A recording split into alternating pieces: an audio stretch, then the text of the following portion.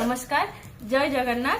तो नुआ वर्ष मो स्वामी मते गिफ्ट देइचंती। मु जानि जे फोन अछि एटा तो अनबॉक्सिंग थिला, तो एटा ओपन बॉक्स डिलीवरी थिला, तो ओपन बॉक्स करिक नै गेलन। तथा मु अनबॉक्सिंग करिवि एबे अनबॉक्सिंग करिवि।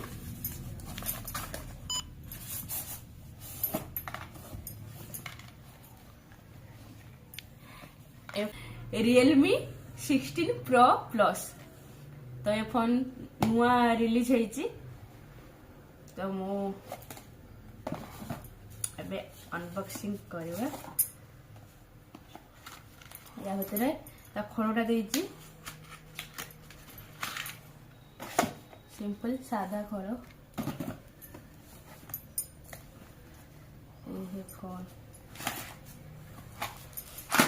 या भीतर देगी चार्जर,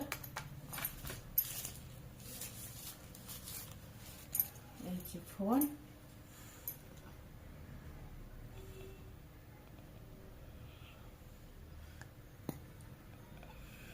पूरा गोल्डन कलर अच्छी।